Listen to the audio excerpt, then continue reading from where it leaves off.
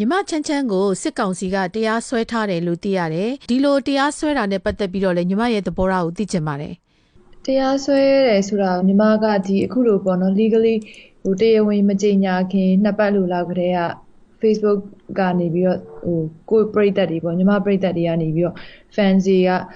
Messenger ကနေပို့တယ်ဓာတ်ပုံတွေပို့တယ်အမကိုတော့ brand ထုတ်ထားရလို့ကြားတယ်ပေါ့နော်အမသတိထားပေါ့နော်မြန်မာနိုင်ငံကိုပြန်မလာဖို့ပေါ့အဲ့လိုမျိုးတော့ပွိုင်းပြီးသတိပေးကြရတော့ရှိတယ်ဒါမဲ့နောက်သမီးလေးကိုဒီ 1st April မှာမွေးပြီးသွားပြီးတော့နောက်ရက် 2nd April ကျတော့ဒုတိယရက်မှာbrand ကဒီမြဝတီတို့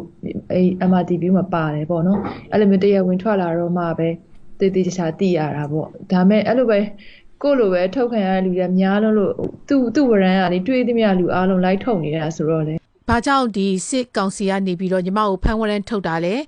ညီမကဒီအာဏာရှင်စန့်ကျင်ရေးမှာဘယ်လိုအခမ်းကဏ္ဍကနေပြီးတော့ပါဝင်ခဲ့လို့ပါလဲဒီအရေးခင်းတော်လှန်ရေးမဖြစ်ခင်အာဏာသိမ်းမှုမဖြစ်ခင်9ရက်အလိုလောက်မှာညီမ January 25 26ကထွက်သွားတာတမီးလေးမွေးဖို့ဆိုပြီးတော့ဒီ2လကြိုရောက်လာတာပေါ့နော်9လကျော်ရင်လေရင်ရစီးလို့မရအောင်ဆိုတော့9လကိုဝင်9လနဲ့ညီမဒီကိုထွက်လာပြီးတော့4-5ရက်ကြာတော့ဒီအာဏာသိမ်းမှုဖြစ်တာပဲဆိုတော့ညီမအနေနဲ့ကဒီအာဏာသိမ်းခြင်းရဲ့ပထမနေ့ကနေပြီးတော့ဒီနေ့အထိတပိတ်ပေါင်းများကြောင့်ညီမပါဝင်နိုင်ခဲ့ခြင်းမရှိဘူးညီမအနေနဲ့က keyboard အပေါ်မှာပဲ keyboard fighter အနေနဲ့ပဲဘယ်နေရာမှာဘာဖြစ်တယ်ဆိုတာသတင်းလမ်းပေးတယ်ဟလာ social punishment တွေလုပ်တယ်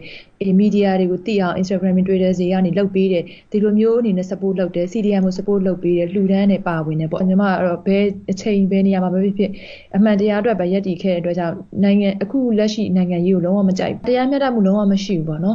ပြည်သူကရွေးချယ်ထားတဲ့အစိုးရလည်းမဟုတ်ဘူးရွေးကောက်ပွဲရလက်အနေနဲ့လေသူတို့ကအပြတ်အသက်ကိုရှုံးထားတယ်ပေါ့နော်အခုညီမတို့လမ်းပေါ်မှာထွက်နေတဲ့ဆန္ဒပြသပိတ်မှောက်နေတဲ့ຫນွေဦးတော်လှန်ရေးတွေလုပ်ခဲ့တဲ့ကလေးတွေလူကြီးတွေအားလုံးဟာသူ့ကိုမကြိုက်တဲ့လူတွေပဲဒီအစစ်အာဏာရှင်ကိုမကြိုက်တဲ့လူတွေပဲတန်း40ကျော်50ကျော်အားလုံးတိုင်းပြည်လုံးကြီးပါသူ့ကိုမကြိုက်ဘူးဆိုတာသူမဲတောင်စစ်စရာမလိုဘူးပေါ့နော်ဆိုတော့အရန်ကိုအဖြေကတိတာရှင်းလင်းပြီးပြတ်သားနေတယ်ဒါကို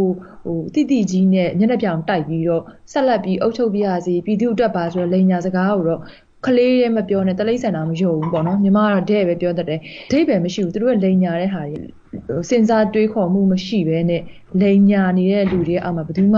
အုပ်ချုပ်မှုမခံချင်ဘူးအဲ့ဒါကြောင့်လည်းကလေးတွေကတော်နန်နေကြတာဆန္ဒဖော်ထုတ်ကြတဲ့အမှုပညာရှင်တော်တော်များများအခုဖမ်းဝရမ်းထုတ်ခံထားရတယ်လက်ရှိဖမ်းဆီးခံနေရတာတွေလည်းရှိတယ်အခုထပ်ပြီးတော့လည်းဖမ်းဆီးတာတွေရှိနေတယ်ဒီအပေါ်မှာညီမရဲ့သဘောထားကိုလည်းသိချင်ပါတယ်ဘယ်လိုပြောမလဲ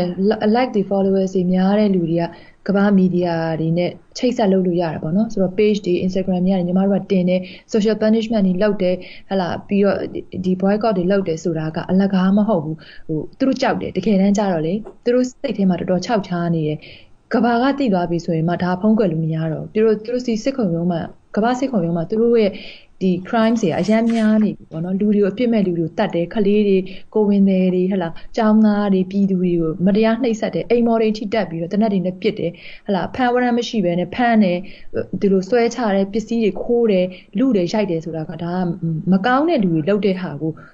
စစ်သားတွေစစ်တပ်ကကိုယ်တိုင်ရဲတွေကိုယ်တိုင်လုပ်နေတယ်ဆိုတာကိုတကဘာလုံးကသိသွားပြီဆိုတော့သူတို့ကြောက်နေပြီတွေးပြက်နေအဲ့တော့ညီမတို့ကဆက်ပြီးစူးစမ်းရမယ်အဲ့တော့ကြောင့်အခုလိုအနုပညာရှင်တွေရတယ်တစ်ဖက်တစ်လမ်းကနေသူတို့သဘောမကျဘူးပုံကန်တယ်ဟလာကဘာနဲ့အဝမ်းမီဒီယာတွေသိအောင်စူးစမ်းရတဲ့အတွက်ကြောင့်သူတို့ကလည်းညီမတို့ကိုမဲမြင်အနုပညာရှင်မှန်နဲ့အကုန်လုံးဆွဲထည့်တာပဲဆိုတော့ညီမတို့ကလည်းအမှန်တရားရက်တည်တဲ့လူတွေဖြစ်တဲ့အတွက်ကြောင့်ပြည်သူတွေကပြည်သူပဲအနုပညာသမားဆိုတာလေဒီအချိန်မှာတော့တသွေးရသားတဲ့ပေါ့နော်ဆိုတော့ဒါကိုညီမတို့ကကြောက်နေမှလည်းမဟုတ်နောက်ဆုံးနေမှလည်းမဟုတ်ဘူးကြိုက်တဲ့ဝရမ်းထုတ်ကြိုက်တယ်လို့ဖမ်းလို့ရတယ်ညီမတို့ကလည်းဒီမိုကရေစီရတဲ့အထိအမှန်ပေါ်တဲ့အထိဟာလောက်ရမှာပဲဒီလိုပဲစိတ်ရှိလို့ဒီလမ်းကိုရှောက်ခဲ့ကြတာပေါ့နော်ဟုတ်ဒီစစ်ကောင်စီတပ်တွေကနေပြီးတော့ဒီအကြမ်းဖက်ဖြိုခွင်းတာနေရအနှံ့ပြားမှာအခုဖြစ်နေတယ်ပေါ့နော်ပြည်သူ600ကျော်လောက်လဲတေဆုံးခဲ့ပြီးဆိုတော့ဒီပြည်သူတွေအနေနဲ့ကလည်းဒီလိုအကြမ်းဖက်မှုတွေကြောင့်ပေါ့လေနိုင်ငံတကာရဲ့အကူအညီတွေကိုလိုလားနေကြတယ်မျှော်လင့်ကြတယ်ညီမကဘယ်လိုမြင်လဲဒီနိုင်ငံတကာကကူညီလာမဲ့အခြေအနေတွေပေါ်မှာလေဒီလိုပေါ့နော်ညီမတို့ကအခုကရုပ်တရက်ကြီးအာနာသိန်းတာကိုခံလိုက်ရတဲ့အတွက်ကြောင့်မျှော်လင့်ချက်ကရုပ်တရက်မဲ့သွားကြတာပေါ့အဲ့ခါကျတော့ကဘာကတည်နော်ကဘာရရက်ကလူသားချင်းစာနာမှုနဲ့တော့ပြစ်ထားမှာမဟုတ်ဘူးဆိုပြီးညီမတို့ဒီ UN တို့ကဘာအဖွဲ့အစည်းရရက်ကိုညီမတို့မျှော်လင့်ချက်တွေနဲ့ဟလာ media platform တွေကနေဒီလို Twitter တွေ Instagram တွေ account တွေကနေပြီးတော့ ကိုယ့်ရဲ့ဆန္ဒတွေကိုတပိတ်တွေမှောက်တော်လှန်ပြီးဖော်ပြကြတယ်ပေါ့နော်ဆိုတော့အခုနိုင်ငံတကာရဲ့အကူအညီကိုမျှော်လင့်ကြတယ်ဆိုတာကလေသူများနိုင်ငံကူညီမှငါတို့ကလုံငင်းချမ်းသာခွင့်ကြမယ်ဟေ့ဆိုစိတ်နဲ့တော့မဟုတ်ပေမဲ့တရားမျှတမှုဒုနိုင်ငံမှာမရှိဘူးဆိုတာကိုမြင်အောင်လို့ကတော့ကိုယ်တိုင်မပြတတ်ရင်ဘယ်သူမှမမြင်နိုင်ဘူးပေါ့နော်ဆိုတော့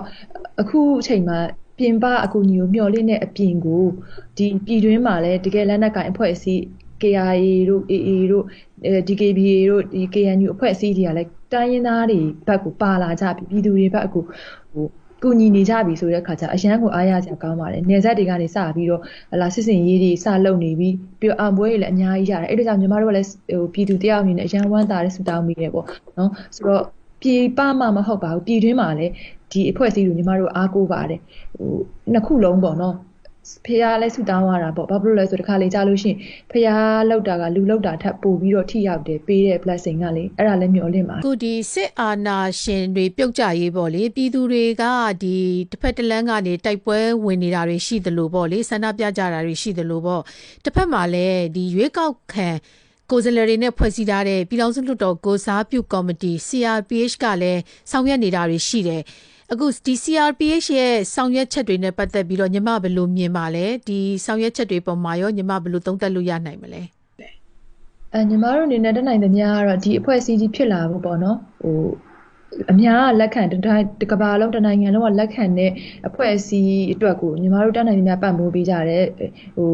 ဘယ်လိုပြောမလဲလူအင်အားစိတ်အင်အားပြီးတော့ငွေအင်အားအစပေါ့နော်အခုချိန်မှာအမှန်တမ်းပြောစားဖို့နေရအရန်ကျက်တဲနေကြတယ်ဒါပေမဲ့ဒီလိုမျိုး CRPH ဖြစ်လာဖို့အတွက်ထောက်ပံ့ငွေတွေလိုတယ်ဟုတ်လားအဲ့လိုအလှခံတော့လေညီမတို့မရှိတာနဲ့ကုန်းယုံပြီးတော့ပြည်သူတွေကထည့်ကြတယ်ပါဝင်ကြတယ်ဘာကြောင့်လဲဆိုတော့မျှော်လင့်ကြတာပေါ့နော်ဆိုတော့ကိုယ့်နိုင်ငံကောင်းစားဖို့အတွက်ဘယ်ခန္ဓာပဲဖြစ်ဖြစ်ပါဝင်ကြမယ်ဆိုတဲ့စိတ်နဲ့လူလက်တန်းစားမရွေးရပါဝင်ကြတာဆိုတော့ညီမတို့ကတော့အရန်အားကိုးတာပေါ့မျှော်လင့်နေဘာကြောင့်လဲဆိုတော့ဒီမိုကရေစီအရသာကိုဒီ၄-၅နှစ်အတွင်းမှာခန်းစားပြီးရဲ့နောက်မှာ